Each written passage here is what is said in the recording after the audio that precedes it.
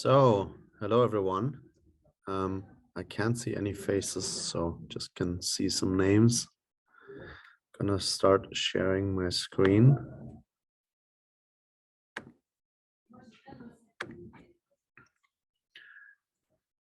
I hope my screen is visible to everyone. Fantastic. Yes. Good. So welcome to our webinar about how CDP can actually be simple. CDP doesn't have to be complicated, like many folks think or are afraid of. Let's talk about that. To walk and talk you through the agenda.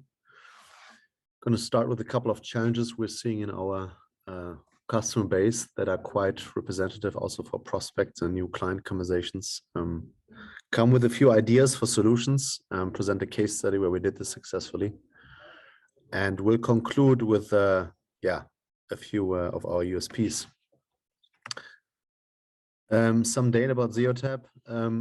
We spent a bunch of time building Zeotap, obviously, right? It's normal. About 180 people working at Zeotap. We're a German company by origin, and we've focused our efforts on focusing on the European landscape, including the UK, obviously, because the privacy settings and the privacy and security ecosystem here is quite different to the US. So we thought it could be helpful if you have a strong European player that has a bit of a different mindset and perspective than, let's say, some American players in this ecosystem. What we learned over the years that it's because the CDP topic is generally a bit complicated, right? Or you can make it complicated.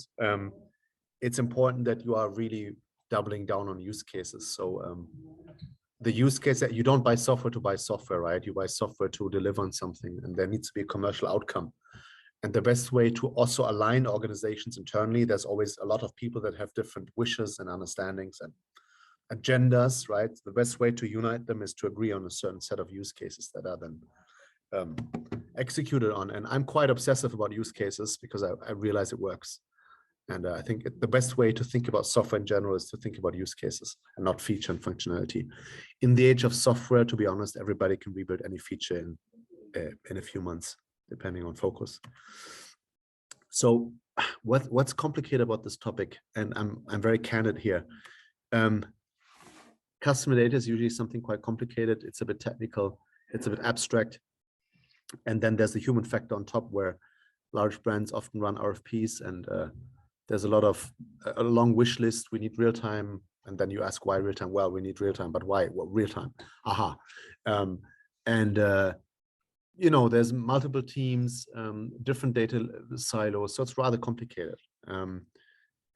Often there's old systems, the data is not correct or it's corrupted, the data doesn't speak to each other, so there's lots of legacy. And at the end of the day, you have a large RFP, and there's great use cases that look fancy on paper, that look sophisticated, and everybody gets excited, but the question is the time to value. And then you implement the software, and after 9 months, you're still not live. And the CFO and the CMO or whoever holds the budget is starting to ask, why did we implement this vendor? Where's the result? Where's the outcome of the CDP? Yeah, it's so complicated. Why is it so complicated? That's one outcome. Or the other outcome, if you haven't yet done an RFP and you're thinking about it, you may say, let's not think about CDP. It's too complicated. Let's delay it for a year. Let's do it next year. Let's go 1 more year with our DMP. That is fine for now. So that's sort of the perception that we see a bit in the market. And I'm trying to be very candid because it doesn't have to be like that.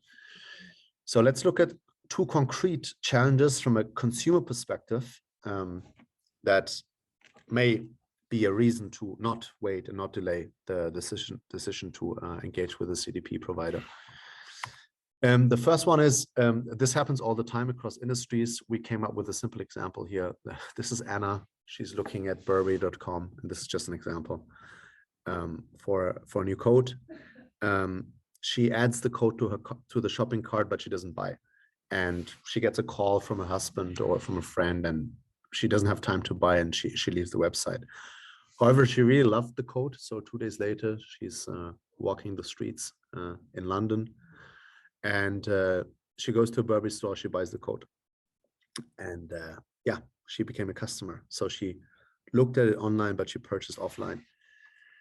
Now, for days, sometimes week, Anna keeps seeing ads on her favorite social media channels. So she's being retargeted all the time, which is, well, it's not that annoying. It's slightly annoying, right? But let's not exaggerate here. It's slightly annoying, and for Berber, it means it's a lot of money wasted, right? Because she already bought. She can't buy the very same product again, the code. Another example, some months later, Anna looks at a cable package at Virgin Media, and she purchases it online, and still she's retargeted for days, right, for the very same product, even though she already bought it, so she can't buy. So it's again quite annoying for her, and just a waste of money, which can easily be stopped if the data was unified across systems. That's one use case. Another one, which you don't see on the slide, is similar. Let's say Anna bought a product for $20 per month, and there's a promotion of Virgin Media 6 months later down the road, which is promoting this product she bought for, let's say, $15, right? And if she comes to the website because she wants to look at a new phone that she may consider as the new iPhone or whatever, she may see that the product she bought for 20 is now available for 15 per month, which is not a great experience. Something that can be done differently. So what's the solution? I mean, obviously it's a CDP. It's a CDP. And here Zeotap is no different than other CDPs, right? You get data in from different silos that you want to focus on, and you unify it to a 360 view. Depending on the use case, you don't have to do everything at once, right? You can start with simple use cases. You don't need all data at once. You can start with some. You then segment the data in the platform, and there's different ways of doing it. There's the manual way of doing it, where the marketing teams would say, here's a segment I want to activate, right, in order to suppress people who just bought, or you can use pre-built automated segmentation logics. But the important is that you don't have to study data science to make it happen, right? It's built from marketing people for marketing people. And at the end, you do something with the data, right? You power a use case, and what use case you power depends on your data maturity and where you want to start and where your problems are, your challenges. We recommend always to start really simple, right? And not necessarily do real time in the first step. It doesn't mean we can't do it. Of course we can. This is table stakes for CDP, but it's not always smart to start with the most sophisticated use case, again, because people internally get impatient, right? And you want to win promoters for something as sophisticated as a CDP in the organization. You want to align OKRs, so it's important that you start with simple use cases, right? One is to say, look, folks who bought offline but looked at products online, this data can be unified, right, from a POS system or a CRM system, and website data or app data if it's a mobile app company. And in the CDP, the data would be stitched, right, attributed, in other words, to make sure that you actually know quickly who bought offline or vice versa. What I mentioned before, automated segmentation to help marketing managers simplify their life and get to outcomes quickly. Something depending on the industry and depending on the purchase frequency. Some verticals, some industries have a lot of repeat purchases. So let's say a retailer, let's say a clothing retailer, you buy products a lot, where other industries don't have repeat purchase so much, right? So the value of this use case depends a bit on your individual purchase frequency and recency. What the model does, the automated segmentation in the CDP, basically says, look, here's a customer who comes a lot, right? And they came recently, right? And they have a good value per, let's say, CLV or ARPU, whatever your metric is. Do you necessarily have to spend money on these folks? Not really, right? They come anyway. So why don't you suppress them to free up money? And this money you can reinvest into former superstars, right? Folks who in the past, right, where there are a lot, right, but not recently, right? So it's maybe good to retarget them, to reactivate them, right? So it's a simple reallocation. This sounds like stuff which is 10 years old. It is, right? The CDP is different to a DMP, for example, if you think about that, just in the fact that it connects with more systems and it goes beyond, let's say, digital IDs. The logic itself, you've probably seen many McKinsey slides like this, is not different. It's just that you use the tool to power certain use cases. And our strong recommendation, our conviction is that we should always start simple. and then go alongside the data maturity curve of a specific brand. Here's the case study I mentioned before. So we were part of an RFP that Virgin Media ran in 2 years ago, roughly. And they did what most brands do. They made it super complicated, right? And they also speak about this openly. There's videos on YouTube about this with Virgin Media on stage in Cologne. And they wanted real time, and they wanted to at the same time move on GCP and right, the Swiss knife. And there also should have been a data clean room and so on. And well, the learning was, yeah, you can do that, but you want to be live, right? So what we learned from the partnership with Virgin Media and others is like, hey, let's really start extremely simple. And we've developed something we call the 4+4 approach, where we say, this is a use case where you can implement, deploy together with an SI, right? Or any agency that supports implementation within 4 weeks. And in another 4 weeks, you have first commercial outcomes, such as reduction of CPO, cost per order, or whatever the commercial target will be. And this is possible under certain, let's say, strict and consistent, consequent conditions, right? Be very clear on your data sources that you need for the use case. Don't make it overly complicated for the first use case, right? So you're done in 4 weeks, and it's not like taking 6 or 9 months to deploy, right? And then you push data to, let's say, just Google search or Facebook, which is really a super simple integration, which is just a configuration of the account details of the customer's, account details on Google, for example, right? And you can show outcomes in 8 weeks. And this is something where Zeotap is quite specialized, because we had painful experiences ourselves where projects took too long, right? I'm not saying we've been perfect. We haven't at all, right? We made a lot of experiences, and from that we learned use cases, right? Pick the right use case to start with, deploy quickly, get to value quickly, and then you can go with real time and all the fancy stuff down the road that gets people excited. We're allowed to speak about these results, right? Virgin Media also speaks about them on stage. They already did suppression before we came in, and that was the argument when we said, let's start simple. They said, no. Suppression we already do. And we said, yeah, how? Yeah, we do it with a certain system integrator. And we said, okay, what kind of IDs do you use? Yeah, cookies. Oh, great, cookies. Well, you have a lot more IDs than cookies as a telco. And they were still skeptical. They tested us for a month on Google Analytics. So they basically checked folks, so customers that click on Google search for a certain product that VM or Virgin Media advertises on Google search, let's say a cable bundle. How many of these people that click and come to the website so that VM pays for those clicks are actually existing customers according to our suppression audience, right? An audience created through CDP saying, here are existing customers, and all the IDs are unified. 37% was the outcome. And this has nothing to do with the 37% on this slide. And then they were convinced, right? 37% of folks still came to the website that clicked on that were existing customers and couldn't buy. Makes no sense at all to not suppress them, right? So then after a lot of discussion and learning, the use case went live and the results are amazing. I won't speak about them because you can see them on the slide. Is this money really saved? No, it's not, right? It's money that would have been wasted if it hadn't been, if the user hadn't been suppressed. That's why the conversion rate goes up, because now of 100 people you target, there's less existing customers in there. So there's more net new customers you can really win. So automatically the CPO goes down and the conversion rate goes up. Almost 100% of brands tell us they already do suppression. Yes, but they don't do it with all their IDs. So all the CDP does here, it unifies more IDs than just the cookie or just the email, depending on the situation, and then drives commercial outcome with that. Why Zeotap?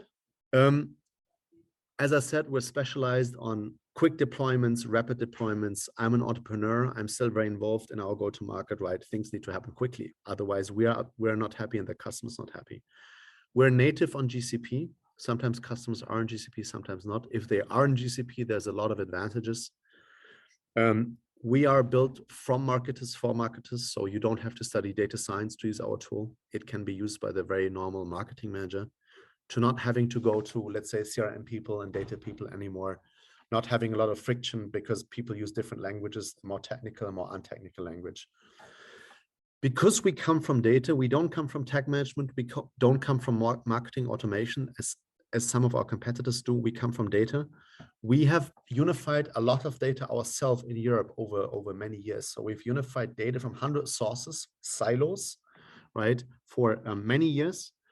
And we had to overcome a lot of challenges for ourselves that brands face.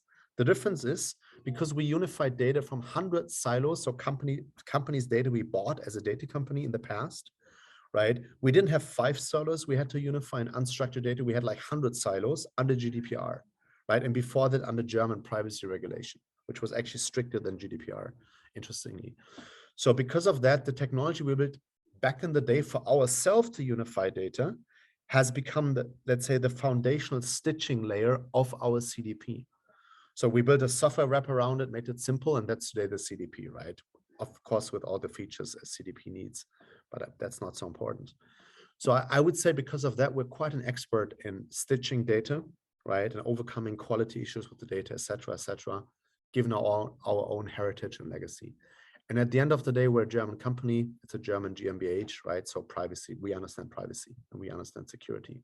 We also can host in the country that our brands are in, right? If you're in the UK, if you're in Belgium, if the deal is big enough, right, we can host in your country.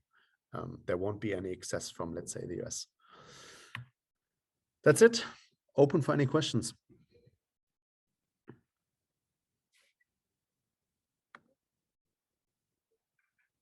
Okay, so I'm going to read out the question. First one is, are you on GCP and can you do private cloud for customer handling sensitive data? Yes, we are on GCP. We often get questions about the private cloud environment, for example, from banks or insurances. Yes, it's possible, but it's more effort. So the budget needs to be bigger. I'm a candid guy, right? So I'm that clear. But yes, it's possible. Second question, are you GCP only or do you see other platforms such as AWS or Azure also? Yes, again, we are on GCP, and if you are on GCP, there's advantages, but of course we have, I mean, we probably have 70% of our customers are not on GCP. So of course we also host we can also ingest data from other platforms. Are there any more questions?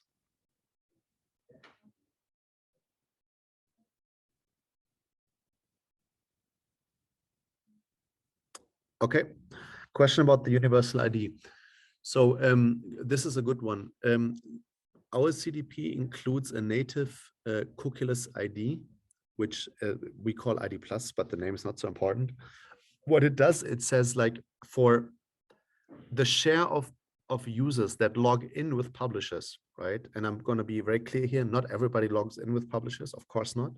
The share of users that log in with either their Gmail email address, which is an automated, login button, as you know, or their Facebook login, or directly their email. For those publishers across Europe where we have an implementation, we're able to stamp an ID+, which is something like a first-party cookie, which is connected to the hashed email that is used for the login. We also stamp an ID+ in the CDP for first-party data such as emails, but it's a separate ID+ stamp. And then ID+ is also connected with certain DSPs and SSPs. Through the programmatic ecosystem and this value chain I just described, right? An ID+ stamp on the brand side, on their first-party data, an ID+ stamp on the publisher side where somebody logs in, and through the ID+, which travels through the programmatic bid stream, we're able to still target existing customers that have consented to their email to be used, both on the publisher side and on the brand side, natively in the CDP. This ID+ competes with other universal IDs to a certain extent. Because, I mean, why do I say to a certain extent? Because there's other universal IDs out there. None of them are a CDP, right? So we're the only CDP with a native universal ID included. That said, every sort of, if you consider universal IDs, that's my recommendation. Don't only look at deterministic solutions such as ours, where you need a login to have a deterministic link. Also consider other solutions such as contextual or let's say probabilistic solutions, depending on your scale requirements, right? Some business cases work with, let's say, 10 to 30% match rate after the death of the cookie. Some business cases don't. It depends on your individual use case.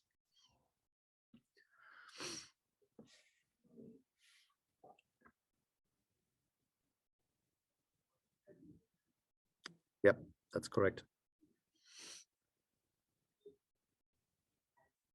Any more questions? I think we have some minutes left.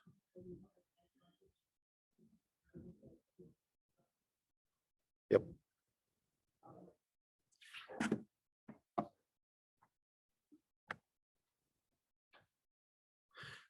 Next question. I assume you can ingest from BigQuery.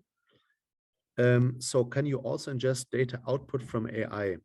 Yes, because of our sort of big partnership with Google Cloud GCP, one of the very frequent asks and use cases is to ingest data from BigQuery as an input. Then we push the data somewhere, let's say to Locker or whatever BI tool someone uses, or let's say to an outbound marketing channel such as Google search or whatever, right? And if then there's a outcome data from a prediction model, this data obviously can also be ingested. Typical examples are churn prediction scores. So a certain user does something on a website that is triggered through the CDP. The CDP pushes that to a downstream system. In the downstream system, the data science team runs an analysis. A churn score comes out resulting out of that, and that is ingested back into the CDP, and that forms a part of the 360 view. So yes, the answer is yes.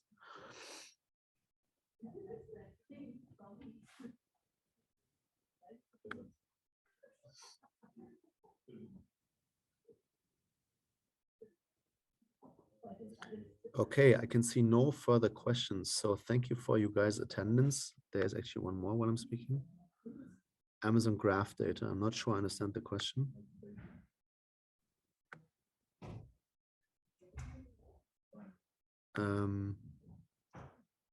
So if there's no other question, thank you everyone for your attendance and have a great day.